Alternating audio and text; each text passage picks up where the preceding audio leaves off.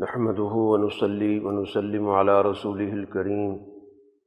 وعلى آله وصحبه ومن تبعهم إلى يوم الدين. أما بعد، أعوذ بالله من الشيطان الرجيم. بسم الله الرحمن الرحيم. وإذا جاءهم أمر من الأمن أو الخوف أذاعوا به ولو ردوه إلى الرسول وإلى أولي الأمر منهم لعلمه الذين يستنبطونه منهم ولولا فضل الله عليكم ورحمته لاتبعتم الشيطان إلا قليلا. صدق اللہ العظیم. محترم حاضرین مجلس اور میرے عزیز دوستو، اللہ تعالیٰ نے انبیاء علیہم الصلاۃ کو دنیا میں اس لیے مبعوث کیا کہ وہ انسانیت کو ظلمتوں سے نکال کر روشنی اور نور کی طرف لے کے آئیں. انسانیت کی ہدایت کا بنیادی مقصد یہی ہے کہ زندگی کے ہر شعبے میں ان کو اس شعبے کے تقاضوں کے لیے ایک روشنی، ایک رہنمائی، ایک نور دیا جائے. اور یہ سلسلہ جب رسول اللہ صلی اللہ علیہ وسلم پر مکمل ہوا تو آپ کو جو دین عطا ہوا وہ در حقیقت جامعیت کے ساتھ ادا. دین کا سفر، اس کا ارتقاء جو آدم علیہ السلام سے شروع ہوا، پھر ابراہیم علیہ السلام کے ذریعے ایک نئے دور کی تکمیل ہوئی اور ملت حنیفیہ کا آغاز ہوا. یہ سارا سلسلہ رسول اللہ صلی اللہ علیہ وسلم پر آ کے مکمل ہوا، اور آپ پر جب یہ سلسلہ مکمل کیا گیا تو اس میں بنیادی اصولوں کی جامعیت رکھی، یعنی زندگی کے ہر معاملے میں، ہر شعبے میں جو بنیادی تقاضے تھے ان کو دین کے حوالے سے نہ صرف واضح کیا گیا بلکہ ان پر رسول اللہ صلی اللہ علیہ وسلم نے اپنی جماعت کی، اپنے ماحول کی، اپنے نظام کی، اپنے معاشرے کی باقاعدہ تشکیل کی، ایک عملی نمونہ پیش کی. چنانچہ جس جماعت کو آپ نے تیار کیا، جنہوں نے آپ کی صحبت سے استفادہ کیا، ان میں رسول اللہ صلی اللہ علیہ وسلم نے ہدایت اور رہنمائی کی صلاحیتیں پیدا کی. ایسا گروہ نہیں تھا کہ جو محض ایمان رکھتا ہو اور اس کو باتوں کی، حالات کی، واقعات کی کوئی سمجھ بوجھ نہ ہو، باوجود اس کے کہ وہ رسول اللہ صلی اللہ علیہ وسلم پر پوری عقیدت اور محبت کے ساتھ ایمان رکھتے تھے. اپنی ذات سے آپ کو ترجیح دینے کے معاملے میں ان کے ذہن میں کبھی کوئی اشکال، کوئی سوال پیدا نہیں ہوا. ان میں سے ہر شخص کی زبان پر یہ جملہ ہوتا تھا کہ اللہ کے رسول پر میرے ماں باپ فدا ہو. تو اس عقیدت اور محبت کا یہ مطلب کبھی نہیں رہا کہ رسول اللہ صلی اللہ علیہ وسلم کی بات کو انہوں نے عقل و شعور کی بنیاد پر نہیں سمجھا، بلکہ اپنی ساری جو صلاحیتیں ہیں جو اللہ نے انسان کو عطا کی ہیں، عقل و شعور کی، اسی طرح انسان کے جذبات کی، اس کے وجدان کی، وہ ساری صلاحیتیں انہوں نے رسول اللہ صلی اللہ علیہ وسلم کے پیغام کو سمجھنے اور پھر اس کو عملی میدان میں نافذ کرنے کے لیے استعمال کی. تو آپ کی جماعت جو ایک طرف آپ کے ہر اشارے پر نظر رکھتی ہے، آپ کے منشا کو سمجھتی ہے، آپ کے صرف اشارہ ابرو کو، آپ کے اس چہرے کے تاثرات کو ہی بنیاد بنا کر رہنمائی حاصل کرتے. اس نے اس کا بھی انتظار نہیں کیا کہ باقاعدہ اللہ کے رسول اگر زبان سے کہیں گے تو پھر ہم اس چیز پر عمل کریں۔ انہوں نے آپ کے چہرے سے اندازہ کیا کہ یہ چیز آپ کو پسند ہے یا آپ کو ناگوار ہے، مزید تفصیل جاننے کی کوشش نہیں کی، اسی پر عمل کریں۔ جیسے رسول اللہ صلی اللہ علیہ وسلم ایک موقع پر مدینہ منورہ کے بازار میں گئے، اور اس علاقے میں جس کو عوالی کہا جاتا ہے، مدینہ منورہ کا جو بالائی حصہ ہے، اس طرف آپ گئے۔ آپ کے ساتھ صحابہ اکرام کی ایک جماعت بھی موجود تھی، تو آپ کی نظر ایک مکان پر پڑی، وہ نسبتاً باقی مکانوں سے نمایاں تھا، تو آپ نے دریافت کیا کہ یہ کس شخص کا ہے۔ آپ کو ان صاحب کا نام بتایا گیا، اور رسول اللہ صلی اللہ علیہ وسلم نے صرف پوچھا، کوئی بات نہیں کی، آپ آگے چل پڑے۔ اتنی دیر میں ان صاحب کو پتہ چلا کہ اللہ کے رسول یہاں سے گزرے ہیں، آگے جا رہے ہیں۔ وہ آپ کو سلام کرنے کے لیے آیا، اس نے سلام کیا، تو رسول اللہ صلی اللہ علیہ وسلم نے جواب نہیں دیا۔ 2-3 مرتبہ اس نے کوشش کی،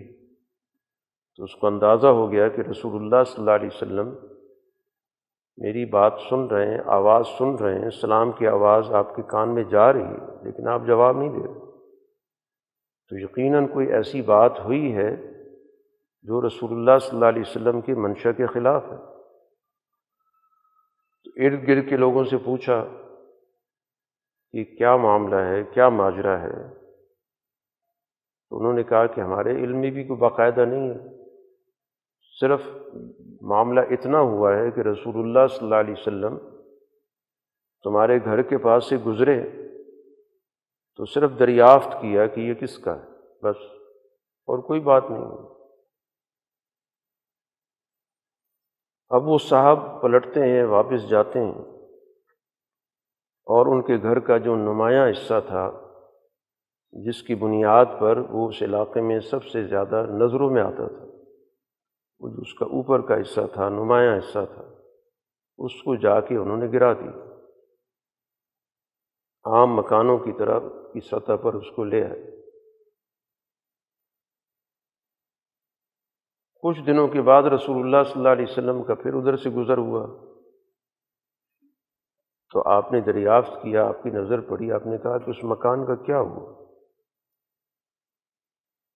تو پھر صحابہ نے جو آپ کے ساتھ تھے انہیں بتایا یہ معاملہ اس طرح ہوا تھا، وہ صاحب آئے تھے، آپ نے سلام کا جواب نہیں دیا، تو ہم نے واقعہ ذکر کر دیا، تو اس نے جا کر یہ عمل کیا کہ مکان کا جو نمایاں حصہ تھا اس کو اس نے ہٹا دیا۔ تو اس موقع پہ پھر رسول اللہ صلی اللہ علیہ وسلم نے بات کی، یعنی کہنے کا مقصد یہ ہے کہ اس شخص نے کسی بھی ذریعے سے یہ پتہ کرنے کی کوشش ہی نہیں کی کہ رسول اللہ صلی اللہ علیہ وسلم کس بنیاد پر اس سے بات نہیں کر رہے، کہ میں اس کو کنفرم تو کروں، پتہ تو کروں معاملہ کیا ہے، اور پھر جب رسول اللہ صلی اللہ علیہ وسلم سے بات واضح ہو تو پھر میں کوئی اقدام کروں۔ وہ آپ کے فوراً منشا کو سمجھ گئے کہ آپ کو اس طرح کی معاشرت پسند نہیں ہے کہ جس سے سوسائٹی کے اندر اونچ نیچ پیدا ہوتی ہو۔ ایک مکان کی بلندی کئی لوگوں کے دلوں کے اندر مختلف قسم کے احساسات پیدا کرتی ہے، ایسی صورت میں کئی لوگوں کے دلوں میں احساس کمتری بھی پیدا ہوتا ہے۔ تو معاشرت کے اندر رسول اللہ صلی اللہ علیہ وسلم نے لوگوں کے رہن سہن کو ایک سطح پر رکھا کہ ان کے درمیان کسی بھی درجے میں ایسی صورت پیدا نہ ہو کہ حسد ہو، احساس کمتری پیدا ہو، یا اس کے نتیجے میں جو شخص جس کے پاس اپنے وسائل کا اظہار ہے اس کے دل کے اندر تکبر پیدا ہو، وہ دوسروں کو حقیر سمجھنے لگ جائے، یہ سب پیش بندیاں تھیں۔ ایسا نہیں تھا کہ ان صاحب کے دل میں خدا نخواستہ کوئی تکبر تھا یا وہ کسی کو حقیر سمجھتے تھے۔ یہ پیش بندی ہے کہ آئندہ کے لیے اسی طرح کی چیزیں بڑھتے بڑھتے کہیں سے کہیں چلی جاتی ہیں۔ تو رسول اللہ صلی اللہ علیہ وسلم نے اس موقع پہ فرمایا کہ ہر عمارت اپنے بنانے والی کے لیے وبال ہے، سوائے اس کہ جس کی اس کو ضرورت ہو۔ جو انسان کی ایک ضرورت ہے، اس کے خاندان کے حوالے سے، اس کے حالات کے اعتبار سے، اس کی تو اجازت ہے، ورنہ بصورت دیگر عمارت پہ خرچ کرنا یہ غیر پیداواری خرچ کہلاتا ہے۔ آج بھی دنیا کے اندر جب معیشت کی گفتگو ہوتی ہے تو اس میں یہ بات بڑی اہم ہوتی ہے کہ وہ ملک پیداواری اخراجات کرتا ہے یا غیر پیداواری کرتا ہے، یعنی ایسے اخراجات جس سے سوسائٹی کے اندر کوئی چیز پیدا ہوتی ہے۔ وہ زراعت میں خرچ کرتا ہے تو زراعت سے چیز بن رہی ہے، پیدا ہو رہی ہے۔ صنعت پہ خرچ کیا جاتا ہے، انڈسٹری بنائی جاتی ہے، اس سے چیز پیدا ہو رہی ہے، اس سے لوگوں کو روزگار مل رہا ہے، لوگوں کی ضروریات پوری ہو رہی ہیں۔ یہ جو عمارتوں پہ خرچ کرنا ہے، یہ تو سارا کا سارا اپنا پیسہ وہاں پہ جمع کر دینا ہے۔ تو اگر اس عمارت کی کوئی سماجی ضرورت ہے، لوگوں کی رہن سہن کی اس کی ضرورت ہے، اس عمارت کی کوئی تعلیمی ضرورت ہے، تو پھر تو اس کی افادیت ہے محض اپنی نمود و نمائش کے لیے کہ میرا گھر سب لوگوں کی نظروں میں آئے، نمایاں ہو، میری سماجی سیاسی حیثیت کا اظہار ہو، تو وہ کنالوں پہ گھر بنا کے بیٹھے ہیں۔ جیسے آج آپ کی سوسائٹی کے اندر یہ چیزیں پائی جاتی ہیں، اور یہ انگریز نے یہ کلچر پیدا کی۔ تو بہرحال کہنے کا بنیادی مقصد یہ ہے کہ رسول اللہ صلی اللہ علیہ وسلم کی منشا کو سمجھا گیا۔ تربیت کا مطلب یہی ہوتا ہے کہ رسول اللہ صلی اللہ علیہ وسلم نے ایک ایسی جماعت تیار کی کہ جو دین کی حقیقت، دین کا فہم اس کے پاس مکمل طور پہ موجود ہے۔ وہ رسول اللہ صلی اللہ علیہ وسلم کی گفتگو سے جیسے رہنمائی لیتی ہے، آپ کے عمل سے رہنمائی لیتی ہے، آپ کے طرز عمل کو بھی دیکھتی ہے، آپ کے منشا کو بھی دیکھتی ہے۔ اسی کو تربیت کہتے ہیں۔ رسول اللہ صلی اللہ علیہ وسلم نے باقاعدہ یہ تربیت یافتہ جماعت پیدا کی، اور ان میں سے ہر فرد کے اندر قیادت کی صلاحیت پیدا کی۔ ہر فرد کو رائے دینے کی اس کے اندر استعداد پیدا کی کہ معاملات کو سمجھو، اور سمجھنے کے بعد اس کے مطابق اپنی رائے بناؤ، اور اس رائے کو دوسرے افراد کی رائے کے ساتھ ہم آہنگ کرو، بات چیت کرو، تبادلہ خیال کرو، کسی کو قائل کرو، کسی کی اچھی بات سے خود استفادہ کرو۔ صاحب الرائے جماعت پیدا کی، اور ہمیشہ معاشرہ صاحب الرائے جماعت ہی چلایا کرتی۔ جس سوسائٹی کے اندر رائے کو سرے سے نظر انداز کر دیا جائے، رائے سازی کا کوئی عمل ہی نہ ہو، آج پوری سوسائٹی وہ رائے دینے کے عمل میں بالکل صفر، حتیٰ کہ آپ کے ملک کے نظام چلانے والوں کے پاس بھی کوئی رائے نہیں ہوتی۔ آپ کی جو اس وقت اسمبلیاں بنی ہوئی ہیں، کوئی ایک آدمی ایسا بتائیں کہ جو اپنی کوئی رائے رکھتا ہو، حالات کو سمجھ کر، واقعات کو دیکھ کر، اور پھر اس کے بعد ایک صحیح تناظر میں اپنی رائے رکھتا ہوں۔ اسی وجہ سے جو بھی ان کی رائے ہے وہ فروخت ہوتی ہے، اس کی قیمت لگتی ہے، مفادات کی بنیاد پر رائے ادھر سے ادھر ہوتی رہتی ہے۔ ایک شخص جب اپوزیشن میں ہوتا ہے، جو باتیں وہ کر رہا ہوتا ہے، اقتدار میں آنے کے بعد ان تمام چیزوں کی وہ نفی کر رہا ہوتا ہے۔ پھر اسی آدمی کو آپ اقتدار سے نکال کے اپوزیشن میں بٹھا دیں تو پھر وہ اپنی اقتدار کی باتوں کے خلاف بات کر رہا ہوتا ہے۔ تو کیا رائے ہوئی کہ آپ صرف اور صرف اپنا مفاد دیکھتے ہیں، اس مفاد کے مطابق آپ اچھے کو برا، برے کو اچھا بناتے رہتے ہیں۔ تو ایسی ہی لوگوں سے آپ کی اسمبلیاں بنتی ہیں۔ رائے کی بنیاد پر نہ کوئی آدمی منتخب ہوتا ہے اور نہ اس بنیاد پر اس پہ اعتماد کیا جاتا، وہ صرف اور صرف پیسے کے بل بوتے پر آپ کا نمائندہ بنتا ہے، طاقت کے بل بوتے پر آپ کا نمائندہ بن جاتا ہے، وہ جوڑ توڑ کر کے آپ کا نمائندہ بن جاتا ہے۔ تو اب ایسے افراد کے ذریعے جب قانون بنتے ہیں تو ان قوانین کے اندر کبھی بھی اجتماعی پہلو مد نظر نہیں ہوتا، اس میں گروہی مفادات ہوتے ہیں، اور وہ گروہی مفادات بھی جو وہ تھوڑے سے عرصے کے لیے ہوتے ہیں۔ جب ایسے ملک کے اندر اس طرح کے قوانین ہوں کہ جس میں اپنی رائے کا کوئی عمل دخل ہی نہ ہو، تو ایسے گویا کہ رائے سے محروم لوگوں کے ہاتھ میں جب نظام ہوتا ہے تو پھر وہ نظام محض مفادات کا ہوتا ہے، خواہشات کا ہوتا ہے، اور کسی کے جبر کے تحت رائے دینے کا ہوتا ہے، اور جس پر اس کا جبر چلتا ہے وہ اس پہ اپنا جبر چلا کے اس سے رائے، اور یہ نیچے تک آپ کی پوری سوسائٹی رائے کی صلاحیت سے محروم ہے۔ سنی سنائی باتوں پہ رائے بنتی ہے، جس طرح کا ماحول بن گیا اس کے مطابق رائے بنا لی، جس کا نتیجہ یہ ہے کہ ہر وقت سوسائٹی کے لوگ ذہنی طور پر، فکری طور پر لڑکتے رہتے ہیں کہ ان کی رائے کیا کوئی پتہ نہیں چلتا۔ یہ پارٹیاں کس بنیاد پہ بنی ہوئی ہیں کسی کو نہیں معلوم کہ کیا رائے کا اختلاف ہے۔ ایک پارٹی تو اس لیے بنتی ہے نا، اس کے پاس کوئی منشور ہوگا، اس کی کوئی رائے ہوگی، حالات کو درست کرنے کا اس کے پاس کوئی طریقہ کار ہوگا، کوئی سوچ ہوگی۔ تو اب ان جماعتوں کے درمیان کیا رائے کا فرق ہے، کیا سیاسی رائے کا فرق ہے، معاشی پالیسیوں کے اعتبار سے کیا فرق ہے، بین الاقوامی مسائل میں رائے کا کیا فرق ہے، تو جب رائے نام کی چیز ہی نہیں تو فرق کہاں سے آئے گا؟ تو اسی وجہ سے آپ کا ملک جو ہے وہ ایسے لوگوں کے ہاتھوں میں رہتا ہے کہ جن کے پاس حالات کو سمجھنے کی صلاحیت نہیں ہوتی،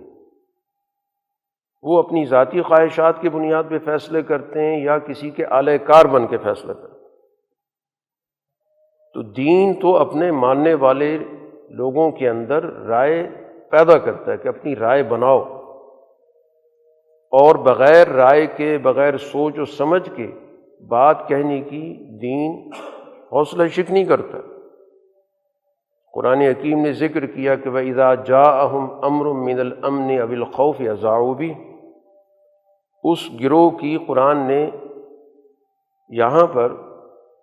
مذمت کی ہے کہ اس کے پاس کوئی بھی بات پہنچ جائے، چاہے اس کا تعلق امن کے حالات سے ہو، خوف کے حالات سے ہو، وہ بغیر جانچ کیے پرکھے بغیر اس کی تشہیر شروع کر دیتے۔ کبھی بھی کسی رائے کو پرکھا نہیں جاتا، چاہے اس کا کسی بھی شعبے سے تعلق، چاہے امن کے حالات ہوں، اچھی خبر ہو، یا کوئی ایسے حالات ہوں جس کے اندر خوف و اضطراب ہے۔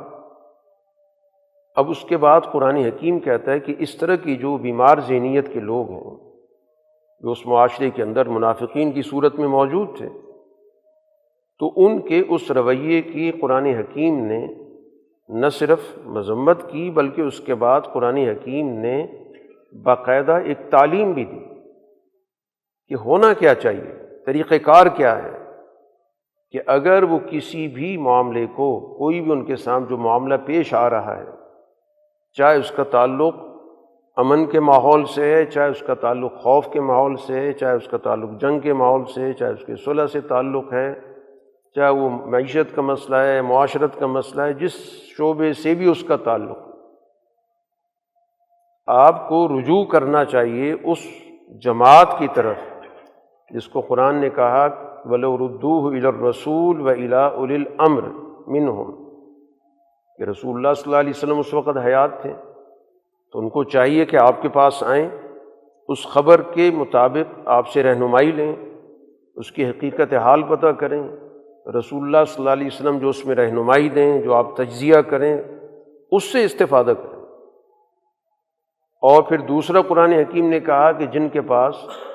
امر موجود ہے، اختیار موجود ہے، ان کے پاس معاملہ لے کے آئیں، لَعَلِمَهُ الَّذِينَ يَسْتَنبِطُونَهُ مِنْهُ، تاکہ وہ لوگ جن کے اندر معاملات کو سمجھنے کی صلاحیت ہے، معاملات کی تہ میں پہنچتے ہیں، صرف ظاہری منظر نہیں دیکھتے بلکہ وہ اس کا پس منظر دیکھتے ہیں، اس کا پیش منظر دیکھتے ہیں، اس کے محرکات دیکھتے ہیں کہ یہ بات کیوں ہوئی، کس نے کی، اس کے کیا مقاصد ہیں، اس کے پیچھے کیا سوچ موجود ہے، تو وہ ان کو سمجھ میں آ جائے گی کہ بات کی حقیقت کیا ہے۔ تو قرآن حکیم نے گویا کہ اس جماعت کا جو رسول اللہ صلی اللہ علیہ وسلم کی جماعت ہے، اس کی یہاں پر جو خصوصیت بتائی ہے وہ ہے الذین یستنبطونہ منہم،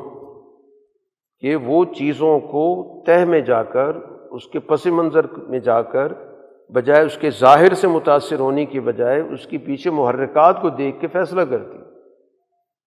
یہ رسول اللہ صلی اللہ علیہ وسلم نے ایمان والی جماعت پیدا کی کہ جو صرف ظاہری ماحول سے، ظاہری معلومات سے، جذبات میں آ کر، خواہشات کے تابع ہو کر رائے نہیں دیتی، اس پہ غور و فکر کرتی۔ اور یہ رسول اللہ صلی اللہ علیہ وسلم نے اپنی جماعت کی تربیت کی کہ ان کو رائے، جس کو کہا جاتا ہے کہ بات کو اچھی طرح سمجھنا، جائزہ لینا، پھر جا کر اس پر کوئی نقطہ نظر متعین کرنا۔ رائے کا مطلب یہ نہیں ہوتا کہ آپ نے کوئی بات کی، فوراً جو بھی ذہن کے اندر آیا یا جو بھی اس کو اچھا برا لگا یا اپنے مفادات کو سامنے رکھ کے اس نے کوئی بات کر دی، اس کو رائے کہتی ہی نہیں ہے۔ رائے ہمیشہ غور و فکر سے تعلق رکھتی ہے کہ یہ بات کہاں سے آئی ہے، کس نے کی ہے، اس کے محرکات کیا ہیں، ظاہری طور پر اس کے اندر خوشنمائی موجود ہے، پس منظر میں کیا چیز موجود ہے، اس کو ہی کہتے ہیں استنباط کرنا، بات کی تہ تک پہنچنا، حقائق تک رسائی حاصل کرنا۔ تو رسول اللہ صلی اللہ علیہ وسلم نے اپنی جماعت کی تربیت اس اصول پر کی۔ وہ محض ایک گروہ نہیں ہے کہ جو محض رسول اللہ صلی اللہ علیہ وسلم کی عقیدت رکھتا ہے اور اس کو کسی چیز کا نہیں پتہ۔ اس عقیدت کو ان نے شعوری بنایا۔ رسول اللہ صلی اللہ علیہ وسلم نے باقاعدہ ان کی رائے سازی کی تربیت کی، رائے دینے کا ان کو حق دیا اور رائے کے استعمال کی آپ نے حوصلہ افزائی کی۔ ہر معاملے میں، آئلی معاملات سے لے کر سیاسی معاملات تک، ہر جگہ پر ہمیں نظر آتا ہے کہ رسول اللہ صلی اللہ علیہ وسلم نے کس طرح تربیت یافتہ جماعت پیدا کی، تربیت کن اصولوں پر کی، اور بغیر کسی تفریق کے یہ رائے سازی کی تربیت آپ نے مردوں کی بھی کی، خواتین کی بھی کی۔ ان کو ان کے حقوق کا شعور دیا، ان کو ان کی سمجھ کے مطابق بات کہنے، سننے، اپنے معاملات کو طے کرنے کی ان کے اندر صلاحیت پیدا کی۔ جب رسول اللہ صلی اللہ علیہ وسلم نے اس پوری جماعت کو یہ بتایا کہ ہر شخص صاحب الرائے ہوتا ہے، اس کی ایک رائے ہوتی ہے اور اس کو اپنی رائے کے مطابق بات کہنے کی اور اس کے مطابق اس کے ساتھ معاملہ کرنے کی ضرورت و اہمیت آپ نے واضح کی، تو اس لیے پورا کا پورا جو معاشرہ تھا وہ باشعور لوگوں کا، صاحب الرائے لوگوں کا تھا۔ جہاں بھی اس کو رائے دینے کا موقع ملا اس نے اپنی اس رائے کو استعمال بھی کیا، اور رسول اللہ صلی اللہ علیہ وسلم نے اس رائے کے استعمال کی حوصلہ افزائی بھی، حتیٰ کہ وہ لوگ جن کو عام طور پہ سمجھا جاتا تھا کہ یہ غلام ہیں، چاہے مرد و عورت ہوں، اور ان کی کوئی تعلیم و تربیت تو دنیا میں کبھی بھی نہیں ضروری سمجھی گئی۔ گزشتہ صدی تک دنیا کے اندر جہاں جہاں باقاعدہ قانونی طور پہ غلامی رہی ہے تو ظاہر ہے وہاں پہ تعلیم و تربیت تو کبھی بھی ان کی نہیں کی گئی۔ آج بھی بظاہر قانونی طور پہ تو دنیا کے اندر غلامی نہیں ہے، لیکن دنیا کے کتنے معاشرے ہیں جن کے اندر تعلیم و تربیت کا سے کوئی سسٹم ہی نہیں پایا جاتا۔ آپ کے اس ملک کے اندر کتنی بڑی تعداد ہے کہ جس کے پاس رسمی تعلیم بھی نہیں، یعنی وہ تعلیم جس کی بنیاد پر آپ کا دستور آئین کسی کو تعلیم یافتہ کہتا، اور چہ جائے کہ کوئی رائے دینے کی بات ہو تو وہ تو الا ماشاء اللہ سوسائٹی میں پائی نہیں جاتی۔ لیکن وہاں پہ رسول اللہ صلی اللہ علیہ وسلم کے دور میں ایسے لوگوں کو بھی جن کو بظاہر غلام بنا کے لایا گیا تھا، کسی جنگ میں قیدی بنے تھے، لیکن ان کو اپنے پاس رکھ کر ان کی تعلیم و تربیت کی، ان کے اندر صلاحیت پیدا کی گئی، جس کے اندر جتنی صلاحیت تھی اس کے مطابق اس نے اپنے میدان کے اندر کردار بھی ادا کیا۔ چنانچہ رسول اللہ صلی اللہ علیہ وسلم کے دور کا ہی واقعہ ہے کہ آپ نے یہ بتایا کہ اگر دو ایسے افراد ہیں کہ جو دونوں غلامی میں تھے، مرد اور عورت، ان کا نکاح ہو گیا، کر دیا گیا، جس کی بھی غلامی میں تھے، ملکیت میں تھے، اس نے ان کا نکاح کر دیا۔ اب اگر اس کے بعد اس عورت کو آزاد کر دیا جائے گا تو وہ اپنے پچھلے نکاح کو دوبارہ دیکھ سکتی ہے، اس کو ریوائز کر سکتی ہے، اس پہ اس کو اختیار ہے کہ وہ اپنے پچھلے نکاح سے علیحدگی اختیار کر لے، اس کو ختم کر دے۔ یہ حضور صلی اللہ علیہ وسلم نے تعلیم دی، تو عملاً واقع پیش آ گیا۔ حضرت عائشہ رضی اللہ تعالی عنہ کی باندھی تھیں حضرت بریرہ، وہ آزاد ہو گئیں، تو آزاد ہوتے ہی انہوں نے اپنا جو نکاح تھا ختم کر دیا۔ اب وہ جو ان کا شوہر تھا اس کو بڑا تعلق تھا ان سے، وہ بڑا پریشان ہوا، اور بلکہ روایات کے اندر موجود ہے کہ اس قطع تعلق پہ وہ باقاعدہ روتا تھا۔ رسول اللہ صلی اللہ علیہ وسلم کے پاس بھی آیا، آپ کو بھی اس کی حالت پہ ترس آیا، آپ نے بریرہ کو بلایا کہ بریرہ یہ دیکھو تمہارے ساتھ کتنا تعلق رکھتا ہے، کتنا پریشان ہے، تو تم اپنے فیصلے پہ نظر ثانی کرو۔ تو اب دیکھیں میں بات کر رہا ہوں رائے سازی کی،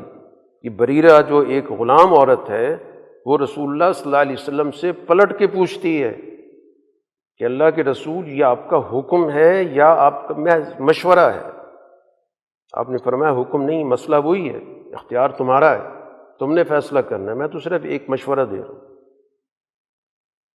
اور وہ پلٹ کے کہتی میں اس کو نہیں مانتی، میرا وہی فیصلہ ہے۔ حضور صلی اللہ علیہ وسلم نہ اس پہ ناراض ہوئے، نہ اس کو دائرہ اسلام سے نکال دیا،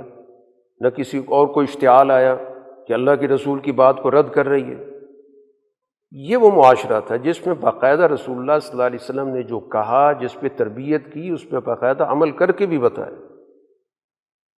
تو آج یہ کوئی رائے سازی پائی جاتی ہے، کسی کے اندر یہ جرأت موجود ہے؟ یہاں تو رائے بکتی ہے، رائے اسی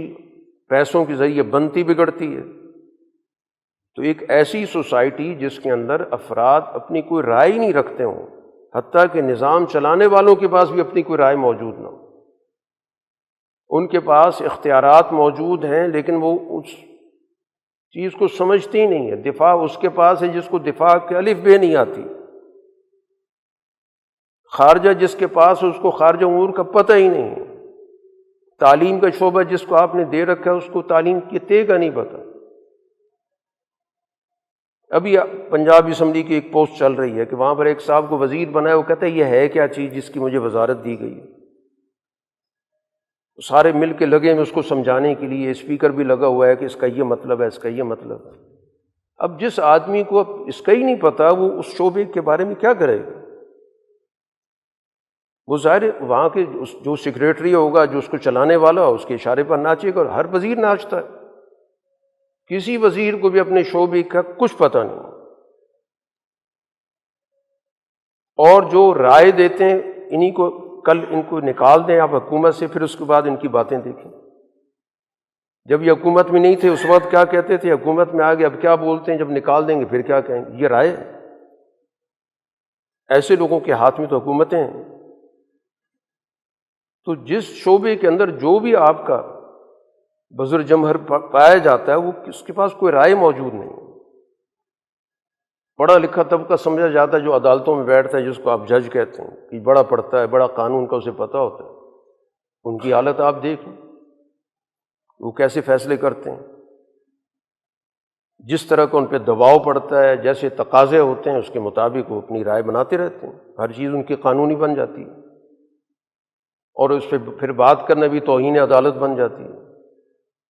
اور پھر کچھ عرصہ گزرتا ہے تو اسی عدالت کی جو ہے وہ پوری کلاس لگتی ہے، اس پہ تقریریں ہو رہی ہوتی ہیں۔ تو پوری کی پوری جو آپ کی سوسائٹی ہے وہ بنیادی سمجھ سے ہی، شعور سے ہی ناواقف و نابلد، اور رسول اللہ صلی اللہ علیہ وسلم نے جو تربیت کی تھی وہ رائے سازی کی تھی۔ مشاورت کس چیز کا نام تھا؟ آج ہم نے مشاورت کا معنی بھی کچھ سے کچھ کر دیا۔ مشاورت کے نام سے لوگ بیٹھتے ہیں اور اس کے بعد جو سب سے بڑا آدمی اس میں بیٹھا ہوتا ہے وہ کہتا ہے میری رائے یہ ہے، سارے دبک کے بیٹھ جاتے ہیں کہ جی ان کی رائے یہ ہے تو ہماری بھی یہی ہوگی۔ کوئی بھی اس پہ پلٹ کے بات نہیں کرتا کہ آپ کی رائے کے مقابلے میں میری رائے یہ ہے، میرے یہ دلائل ہیں، میری بھی سنی جائے اور اس کا جواب دیا جائے، مجھے مطمئن کیا جائے۔ کلچر ہی نہیں ہے، اس کا تصور ہی نہیں پایا جاتا، نہ کسی سیاسی جماعت میں، نہ کسی مذہبی جماعت میں، نہ کسی ادارے کے اندر۔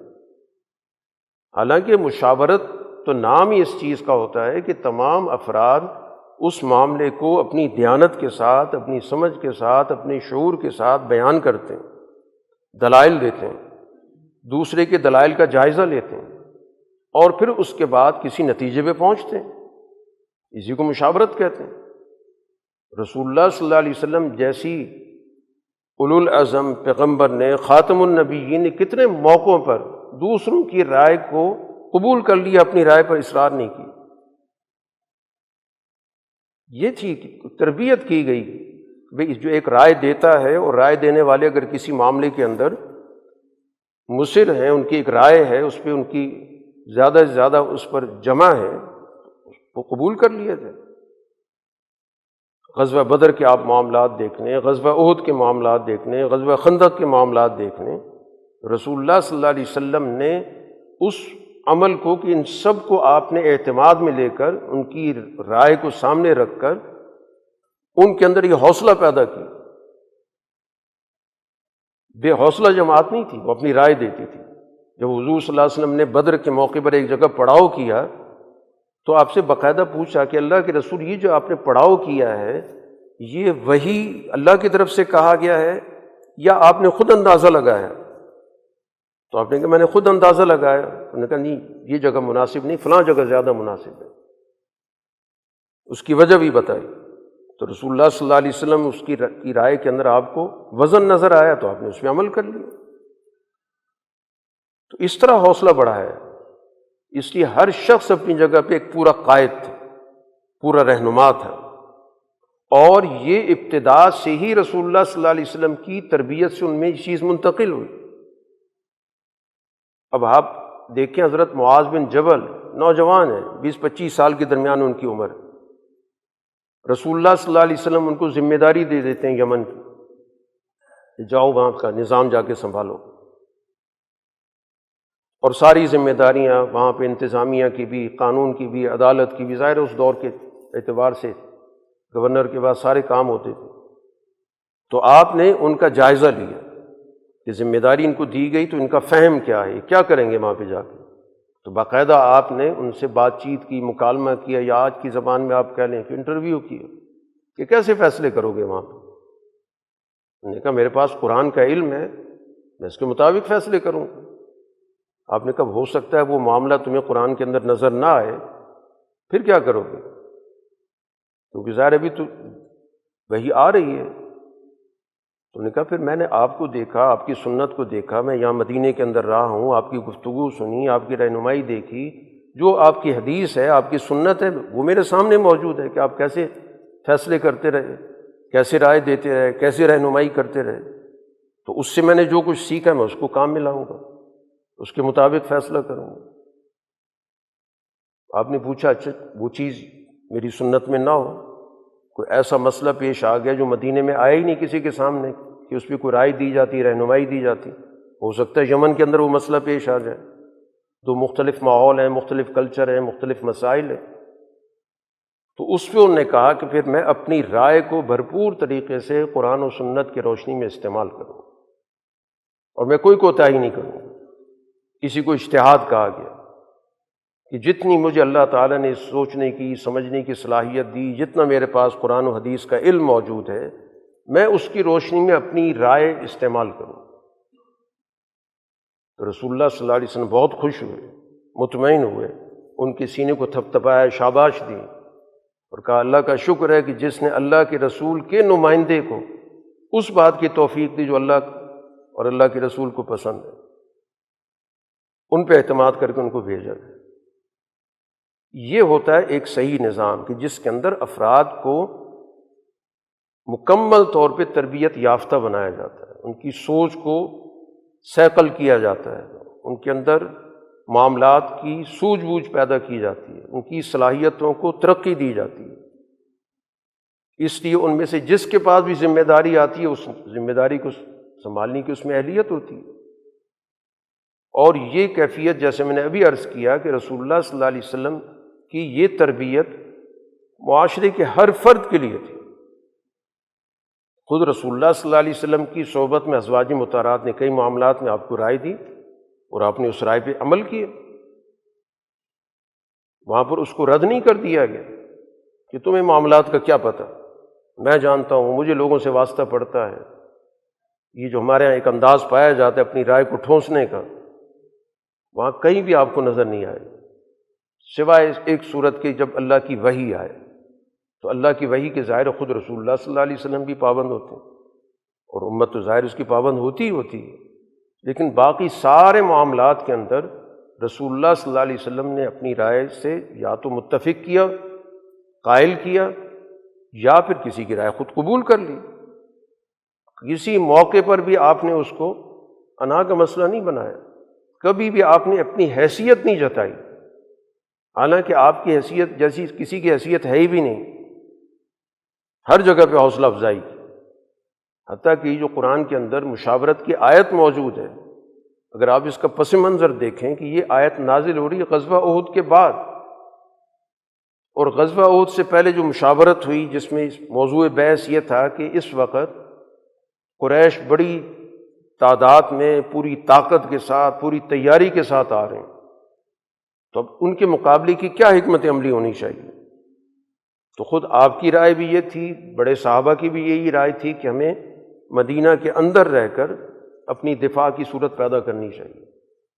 کیونکہ میدان کے اندر جو صورتحال ہے وہ ہمارے حق میں نہیں ہے، طاقت کا توازن ہمارے حق میں نہیں ہے۔ لیکن کچھ نوجوان صحابہ تھے جو غزوہ بدر میں شریک نہیں ہو سکے، تو ان کی رائے تھی، وہ بڑھ چڑھ کے بات کر رہے تھے، میدان میں نکلنا چاہیے، مقابلہ کرنا چاہیے، اور ظاہر ہے کہ ہم جیسے غزوہ بدر کے اندر کوئی شکست ہوئی ہے، اللہ تعالیٰ ہمیں یہاں بھی کامیاب کرے گا، تو ایسا ماحول بن گیا کہ رسول اللہ صلی اللہ علیہ وسلم نے کہا کہ ٹھیک ہے، باہر جا کے فیصلہ ہوگا، مقابلہ ہوگا۔ حتیٰ کہ رسول اللہ صلی اللہ علیہ وسلم گھر سے تیاری کر کے آ گئے، جنگی لباس پہن لیا، تو پھر کچھ ان میں سے رائے دینے والوں میں کوئی بات ہوئی کہ ہم نے کوئی زیادتی کی، اپنی رائے ہم نے زیادہ زور و شور کے ساتھ بیان کی ہے، تو جیسے اللہ کے رسول کہیں گے ہم وہی مانیں گے۔ آپ نے کہا نہیں، اب فیصلہ ہو گیا، فیصلے بار بار بدلے نہیں جاتے، فیصلہ ہو گیا اس پہ ڈٹ۔ اور غزوہ احد کے اندر ظاہر معاملات مسلمانوں کے خلاف ہو گئے، حضور صلی اللہ علیہ وسلم خود ظاہر ہے کہ اس عمل میں اس سے متاثر ہوئے، زخمی ہوئے،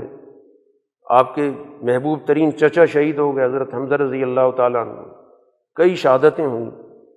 اتنی بڑی تعداد میں شہادتیں ہوئیں کہ بیان کیا جاتا ہے کہ تقریباً مدینے کے ہر گھر سے رونے کی آواز آ رہی تھی کہ ہر گھر کے اندر کوئی نہ کوئی شہید پہنچا ہوا تھا۔ اس ماحول کے باوجود قرآن کی یہ آیتیں نازل ہو رہی ہیں کہ فاعف عنہم واستغفر لہم وشاورہم فی الامر، آپ ان کو معاف کر دیں، انہوں نے آپ کی بات نہیں مانی، ہدایت پہ عمل نہیں کیا جو رسول اللہ صلی اللہ علیہ وسلم نے وہاں ہدایت دی تھی اس لشکر کے اس حصے کو کہ تم نے نیچے نہیں اترنا، تمہیں یہیں پر رہنا ہے، تو اس نے گویا کہ حالات کا صحیح اندازہ نہیں کیا، نیچے اتر آیا۔ جب پہلے موقع پر دشمن کو شکست ہوئی، دشمن پیچھے چلا گیا اور دشمن اپنا ساز و سامان چھوڑ کے چلا گیا، تو جو نیچے تھے وہ تو سامان کو جمع کر رہے تھے، اور جن کو گھاٹی پہ رکھا گیا تھا تو انہوں نے کہا کہ دشمن تو چلا گیا، سامان اکٹھا کرنا، ہم بھی چلے جاتے ہیں۔ حالانکہ جو ان کے قائد تھے، جو لشکر کے امیر تھے، وہ سختی سے روکتے رہے کہ رسول اللہ صلی اللہ علیہ وسلم نے ہمیں یہیں متعین کیا، جب تک اگلا حکم نہیں آئے گا ہم یہاں سے نہیں اتریں گے، لیکن اندازی کی غلطی ہوگی۔ تو اب قرآن وہاں پہ کہہ رہا ہے رسول اللہ صلی اللہ علیہ وسلم سے کہ آپ ان کو معاف کر دیں، وَاسْتَغْفِرْ لَهُمْ، ان کے لیے اللہ سے بھی مغفرت مانگیں کہ انہوں نے آپ کی بات نہیں مانی، ہدایت پہ عمل نہیں کیا، ان سے کوتاہی ہو گئی، آپ ان کے لیے معافی کی درخواست کریں۔ لیکن اگلی بات قرآن نے کہا وَشَاوِرْهُمْ فِي الْأَمْرِ، ان کے ساتھ مشورہ کرتے رہیں۔ یہ نہیں کہ ان کو بین کر دیں، کوئی کسی کے ذہن میں آئے کہ تو مشورے ہی صحیح نہیں دیتے، ان کے مشورے سے کتنا بڑا نقصان ہو گیا، تو رد عمل نہیں پیدا ہو۔ قرآن نے کہا کہ نہیں، ان سے مشورہ کرتے رہیں، آدمی ظاہر غلطیوں سے ہی سیکھتا ہے۔ تو رسول اللہ صلی اللہ علیہ وسلم نے تو باقاعدہ اس جماعت کی تربیت کی، اس لیے وہ رائے ساز جماعت پیدا ہوئی، اس کو کسی بھی مشن پر بھیجا گیا اس نے نتائج حاصل کیے، کسی میدان میں بھیجا گیا میدان کی کامیابی حاصل کی، کسی جگہ کی ان کو انتظامی ذمہ داری دی گئی وہاں کا شاندار نظام کھڑا کر دیا، کسی کو مالیے کے لیے جب اس کو بھیجا گیا اس نے مالیہ بڑے اچھے طریقے سے جمع کیا بغیر کسی ظلم اور زیادتی کے، جو ذمہ داری بھی دی گئی، جن کے ذمہ تھا کہ وہاں پہ جا کے لوگوں کو علم دو، انہوں نے وہاں پر علم کے ذریعے ایک جماعت پیدا کر دی۔ تو یہ ہوتا ہے در حقیقت ایک صحیح نظام جس کے ذریعے معاشرہ چلتا ہے، اس طرح نہیں چلتا جیسے کہ ہمارے ملک میں چلایا جاتا ہے، اور کسی ہر شعبے کی یہی صورتحال ہے کہ رائے دینے کا عمل سرے سے پایا نہیں جاتا، اس کی حوصلہ افزائی نہیں کی جاتی، سمجھا جاتا ہے کہ ہم عقل کل، حالانکہ دنیا میں عقل کل ہوتا ہی کوئی نہیں ہے۔ نبی جس کے پاس سب سے بڑی عقل ہوتی ہے وہ لوگوں سے رائے لے رہا ہوتا ہے، ان کی رائے کی حوصلہ افزائی کر رہا ہوتا ہے، ان پہ اعتماد کر رہا ہوتا ہے، اور یہی سنت پھر رسول اللہ صلی اللہ علیہ وسلم کی جماعت میں منتقل ہوئی۔ حضرت عمر رضی اللہ تعالیٰ عنہ جو ذاتی طور پر ظاہر ہے کہ بڑی وجاہت رکھتے تھے، شجاعت رکھتے تھے، لوگ ان کے سامنے بولتے ہوئے کتراتے تھے، لیکن اپنے زمانے کے اندر انہوں نے رائے دینے کی پوری حوصلہ افزائی کی، کسی جگہ پر بھی اپنی رائے بطور خلیفہ کے وہاں پر نافذ نہیں کی۔ بڑا معروف واقعہ ہے کہ ایک مسئلے پر انہوں نے اپنی ایک رائے دی اور حالات کے مطابق وہ رائے درست بھی بنتی تھی کہ لوگوں نے نکاح کے معاملے میں بڑے بڑے مہر مقرر کرنے شروع کر دی، تو اس پہ حضرت عمر کو تشویش ہوئی کہ یہ عمل بیان کیا کہ اگر یہ کوئی اتنا اچھا عمل ہوتا کہ بہت بھاری مہر مقرر کیا جائے، عزت کی بات ہوتی، تو رسول اللہ صلی اللہ علیہ وسلم سب سے پہلے خود عمل کرتے۔ آپ نے ایک مناسب مہر کے ساتھ خود اپنے بھی نکاح کیے، اپنے بچیوں کے بھی نکاح کیے۔ اس کی میرا کچھ ارادہ ہو رہا ہے، میرا خیال ہو رہا ہے کہ میں کوئی حد بندی کر لوں کہ اس سے زیادہ مہر نہیں ہونا چاہیے۔ تو حضرت عمر تقریر کر کے خطبہ دے کے نیچے اترتے ہیں تو ایک خاتون نے ان کا راستہ روک لیا کہ آپ کس بنیاد پہ قانون بناتے ہیں؟ آپ کے پاس کوئی حق نہیں اس چیز کا، کیونکہ قرآن حکیم کے اندر موجود ہے کہ اگر تم کسی عورت کو فارغ کرتے ہو، نکاح سے اس کو طلاق دیتے ہو اور تم نے اس کو ڈھیروں مال دے رکھا ہے تو واپس مت لو۔ قرآن کہتا ہے ڈھیروں مال دے رکھو، تو اس کا مطلب ہے کہ بڑی مقدار میں مال دیا جا سکتا ہے۔ قرآن اس کا ذکر کر رہا ہے کہ واپس مت لو، تو اس کا مطلب دیا گیا نا، تو تبھی تو واپس نہ لینے کی بات ہو رہی ہے۔ اب اس بات پہ بات ہو سکتی تھی، حضرت عمر اس کو پلٹ کے جواب بھی دے سکتے تھے، اپنی رائے کے حق میں کوئی دلیل بھی نکال سکتے تھے، لیکن حضرت عمر نے فوراً ہی یہ کہا کہ عورت نے صحیح کہا، مرد سے غلطی ہو گئی۔ یہ ہے رائے سازی، کہ ایک عورت بھی اس موضوع پہ رائے دے رہی ہے، اس کی بھی رائے بنی ہوئی ہے، وہ قرآن پہ غور و فکر کرتی ہے، حالانکہ قرآن کی وہ آیت اس موضوع پہ نازل نہیں ہوئی کہ مہر زیادہ رکھو یا کم رکھو، اس کا موضوع تو ایک جو مہر دے دیا جائے وہ واپس مت لو، یہ موضوع ہے اس کا، لیکن صرف ایک لفظ قرآن کا اس میں آ گیا قنطار، اس نے اسی کو بیس بنا کے حضرت عمر سے بات کی۔ تو خواتین کے اندر بھی رائے دینے کی صلاحیت پیدا کی گئی۔ تو یہ وہ جماعت ہے جو رسول اللہ صلی اللہ علیہ وسلم نے تیار کی، اور آج دنیا کے اندر بڑا چرچا ہوتا ہے رائے دہی کا، جمہوریت کا، اور دنیا کے اندر کوئی ملک ہی شاید ایسا ہو جس کے اندر صحیح رائے دہی کا نظام ہو، ساری مینیپولیشن ہوتی ہے۔ جو سب سے بڑا ادارہ دنیا کے اندر اقوام متحدہ کا بنا ہوا ہے، جس میں ممالک موجود ہیں، وہاں پر سارے ملک ایک طرف کھڑے ہو جائیں اور امریکہ ویٹو کر دے، بات ختم ہو گئی۔ یہ جمہوریت ہے۔ یہ رائے دی گئی تھی کہ ایک رائے نے گویا کہ دنیا کے 200 ملکوں کی رائے کو ملیا میٹ کر دیا۔ اس کو جمہوریت، سب سے بڑا جمہوری ملک امریکہ کا سمجھا جاتا ہے کہ دنیا کے اندر ایک بڑی جمہوریت ہے اس کے پاس، اور خود اس کے ملک کے اندر بھی جو لوگ آتے ہیں وہ ادھر ادھر سے میل ملاپ کر کے، رائے بدل کے، پروپیگنڈا کر کے، مشینری استعمال کر کے لوگوں کی جو رائے ہوتی ہے اس کو اپنے تابع کر دیتے ہیں، نتائج اپنی مرضی کے لیتے ہیں۔ پوری دنیا کے اندر یہی ہو رہا ہے۔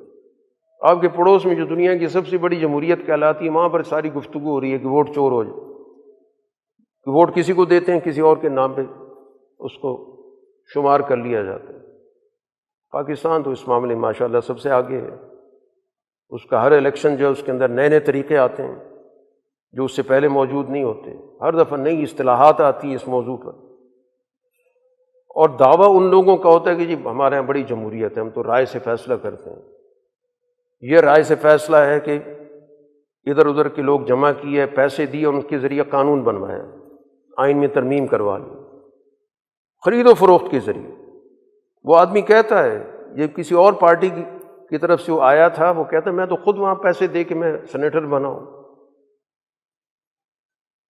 تو مجھ سے اب تم کس چیز کا حساب کرتے ہو؟ کون سی پارٹی، کیا ڈسپلن؟ جو اس پارٹی کے نظریوں کو بھی نہیں سمجھتا، اگر اس کا کوئی نظریہ ہے بھی جس کا وہ دعویٰ کرتی ہے، لیکن وہ کہتا ہے اس کا نظریہ تو یہی کچھ ہے، لین دین ہی ہے، میں لین دین کر کے سینیٹر بنا ہوں۔ اس جماعت کے ایک صوبے کے اندر جتنے بھی ممبر جیتے ہیں ان میں سے ایک بھی اس جماعت کے بنیادی نظریہ جس کا وہ دعویٰ کرتے اس سے تعلق ہی نہیں۔ کوئی کہیں کا سردار ہے، کوئی کہیں کا مالدار ہے، کہیں تاجر ہے، کہیں کا اسمگلر ہے، اس طرح کے لوگوں کو ٹکٹ دیے جاتے ہیں، اور وہ جماعتیں دیتی ہیں جو مذہب کا دعویٰ کرتی ہیں، جو خلافت راشدہ کی باتیں کرتی ہیں، جو اسلام کے نام پہ لمبی لمبی چوڑی تقریریں کرتی ہیں۔ بھئی جتنا دائرہ آپ کے پاس ہے اس میں آپ نے کتنا اسلام نافذ کیا؟ وہاں تو آپ شکوہ کرتے ہیں کہ جی ہمیں موقع کبھی نہیں دیا جاتا اور یہاں پہ ہماری اکثریت نہیں ہوتی، تو ہم پہ کیوں اعتراض ہوتا ہے؟ بھئی جتنا دائرہ آپ کے پاس موجود ہے کہ آپ کو ایک اختیار مل رہا ہے کہ اتنے نمائندے آپ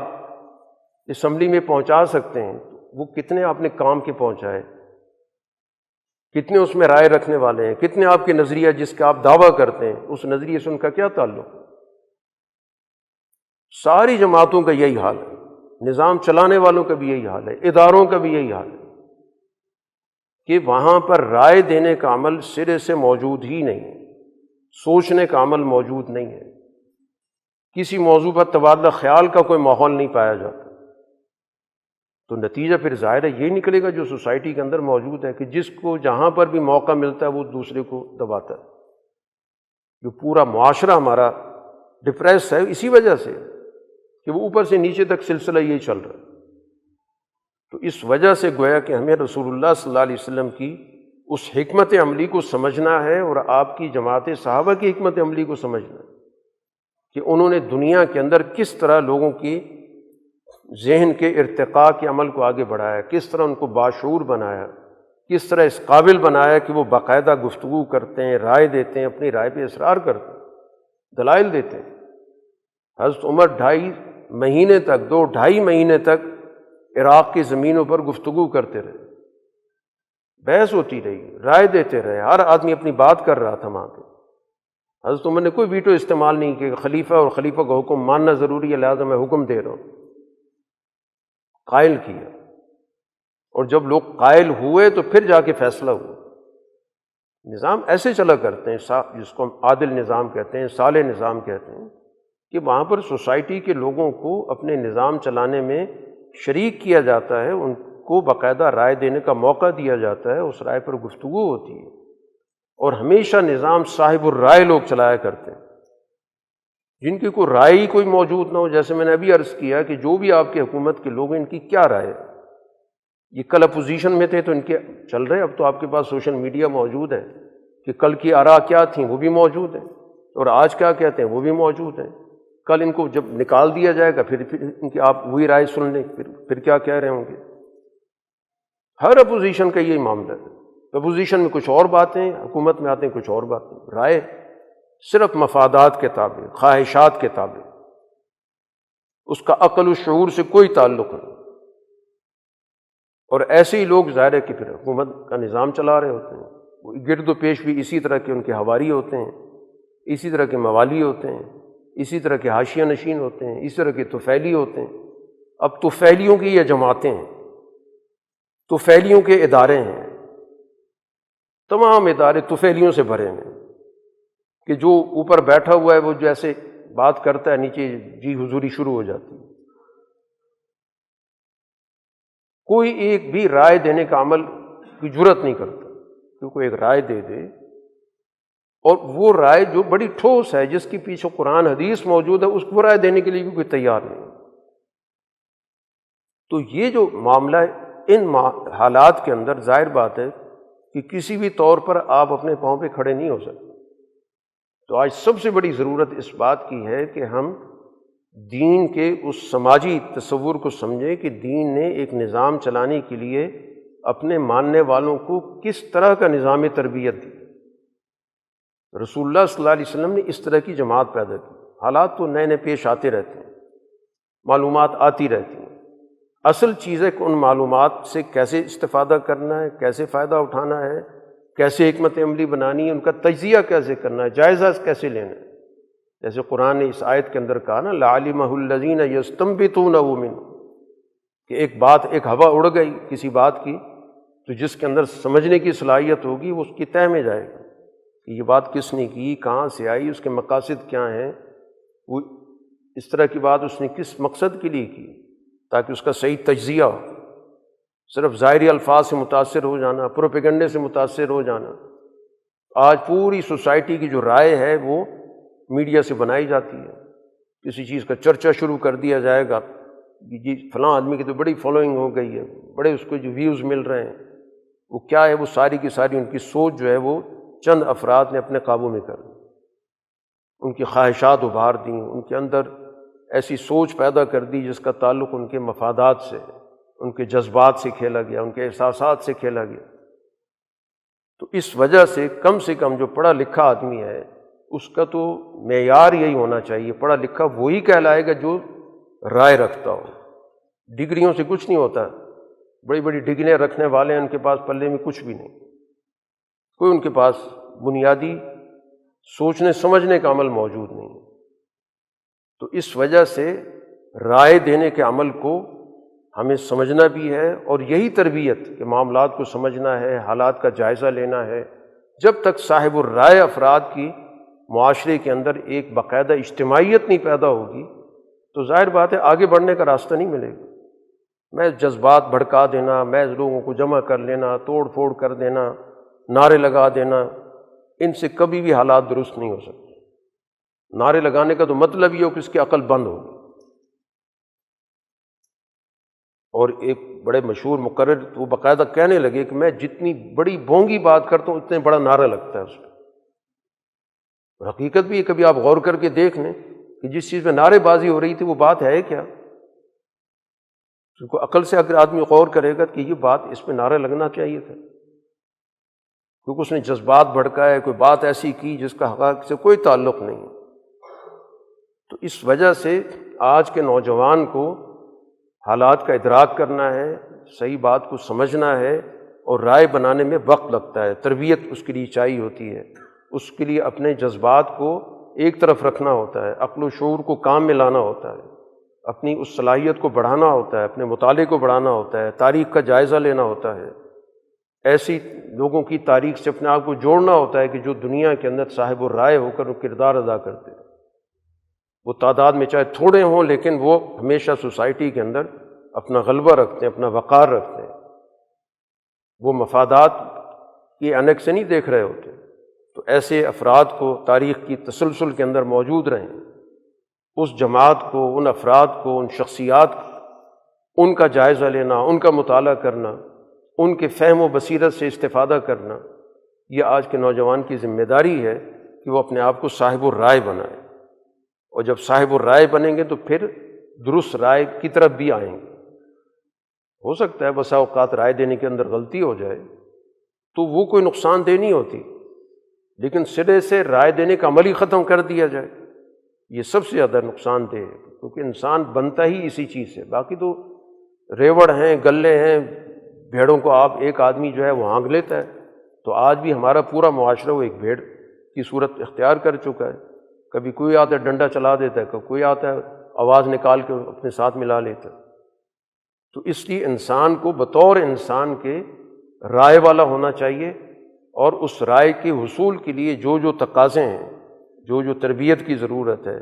اس کو اسے اختیار کرنا چاہیے۔ اللہ تعالی ہمیں اس معاشرے کی تعمیر و ترقی کے لیے